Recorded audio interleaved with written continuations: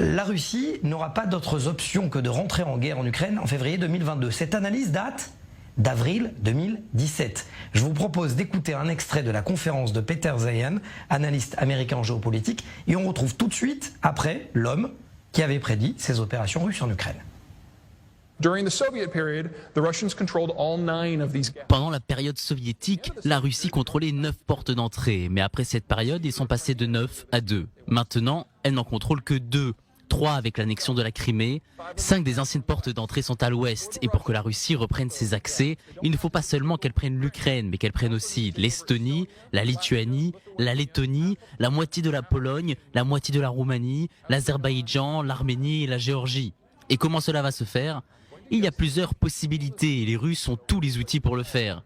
Et les Russes ne voient aucune résistance significative. Les sanctions financières ne les atteignent pas et ne les feront pas se remettre en question. Et on vous retrouve donc, Peter Zeihan, depuis les montagnes du Colorado aux États-Unis. Vous êtes analyste en stratégie géopolitique. Première question, et j'imagine que vous êtes tout sauf devin ou magicien. Visiblement, ça vous fait sourire, ou même rire. Possédez-vous des pouvoirs que d'autres n'ont pas? Parce que vous êtes le seul à avoir annoncé que la Russie allait lancer ses opérations en février 2022. C'était de cela il y a 5 ans. Je ne dirais pas que je suis un magicien, mais ce qui est certain, c'est que je possède des outils que d'autres n'utilisent pas, notamment la géographie et la démographie. Nous avons toujours su que si les Russes arrivaient à survivre en tant que peuple, ils devraient recréer des liens avec les pays voisins qui avaient voulu les envahir avant, notamment l'Ukraine. Donc c'était certain que cela allait arriver. Et d'un point de vue démographique, on voyait bien que la population était en train de s'écrouler. Et 2022 était la dernière année où la Russie avait assez d'hommes pour remplir les rangs de son armée. Donc c'était vraiment maintenant ou jamais, et on a pu prévoir ça depuis quelques années. Et vous avez écrit et dit aussi que la Russie avait programmé ses opérations, et en premier lieu, moins pour des raisons militaires, mais plus pour des raisons financières et surtout énergétiques. Ce qu'on va voir au cours des 3 prochains mois, c'est que le programme était d'utiliser l'énergie pour faire voler en éclats l'alliance de l'OTAN. Donc je pense que les Russes sont aussi étonnés que vous et moi quand ils voient à quel point les Européens sont soudés pour imposer des sanctions. Mais dans un futur proche, tous les gazoducs qui passent par la Biélorussie et l'Ukraine ne fonctionneront plus, soit parce que les Russes les auront détruits accidentellement, soit parce que les Ukrainiens les auront fait exploser. Et quand cela se produira, il ne restera que 2 gazoducs, celui qui passe sous la mer Baltique, le Nord Stream, et celui qui passe en dessous de la mer Noire, le Blue Stream. Ils arrivent directement en Allemagne et en Turquie. Ce qui veut dire que très bientôt, les Russes vont pouvoir aller à Berlin ou à Ankara et leur dire « Nous pouvons continuer à vous alimenter en énergie, mais vous seulement ». Et uniquement à condition que vous fassiez en sorte que l'OTAN ne puisse pas agir pour défendre l'Ukraine. Et je ne sais pas ce que l'Allemagne et la Turquie vont faire, mais c'est ce qu'il va se passer très bientôt. Ou en attendant, l'OTAN ne fait rien pour le moment. L'avenir nous le dira. Pour le moment, nous sommes encore au début du conflit. Cela fait seulement 3 semaines qu'il a commencé. Peter Zeihan, pour l'instant, le dollar est repassé en dessous de 100, mais vous avez dit en 2017 que le prix du baril pourrait atteindre 300 $. Est-ce que c'est encore réaliste? Parce que si c'est le cas, ça s'appelle clairement un 3e choc pétrolier. Nous allons avoir un 3e choc pétrolier à l'échelle internationale. Ce qu'on voit pour le moment, c'est que les 2 tiers des exportations de pétrole russe qui sont destinées aux pays occidentaux, via les mers Noires et Baltiques, ont commencé à déserter le marché. En effet, les compagnies d'assurance vont refuser d'assurer les navires qui iront chercher le pétrole, le personnel des ports européens refusera de le charger et les capitaines refuseront de l'acheminer. Donc aujourd'hui, ce sont déjà 3 millions de barils par jour qui ne circulent plus. Et au fur et à mesure que le conflit va se poursuivre, ce sont les pipelines tout entiers qui vont arrêter de fonctionner.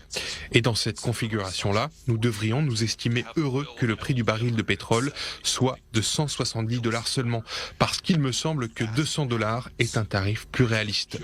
Et quand nous en serons là, le président Joe Biden pourra arrêter les exportations américaines de pétrole brut.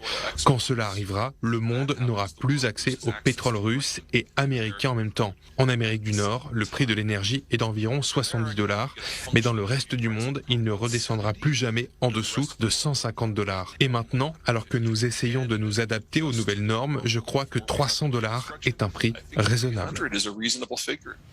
$150, $300. Vous avez publié également un livre au nom très équivoque et optimiste, The End of the World is just the beginning mapping of the collapse of globalization. La fin du monde commence à peine, cartographie de l'effondrement de la globalisation. En quelque sorte, je le traduis en mots simples, vous êtes en train de dire qu'il va y avoir un nouvel équilibre des forces et donc un Proche-Orient plus explosif. Bigger, but yes. Let's start with the Middle East, though. Oui, quelque chose plus large que ça. Commençons par le Moyen-Orient. Si les prix augmentent vraiment, ça veut dire que le coût de l'agriculture va augmenter lui aussi. Il faut bien garder à l'esprit que la Russie et l'Ukraine sont les 5e exportateurs mondiaux de blé et que la Russie est le premier pays exportateur d'engrais. La dernière fois qu'il y a eu une interruption dans le marché du blé en Russie, les prix ont triplé au Moyen-Orient. Il y a eu des séries de conflits et de soulèvements que nous appelons aujourd'hui le printemps arabe. Ce qui va arriver au 4e trimestre de 2022 sera bien pire que ça. Et je serais surpris que le prix du blé au niveau international ne soit pas multiplié par 4. Global wheat prices did not at least quadruple, and then Au Moyen-Orient, le prix sera largement au-dessus.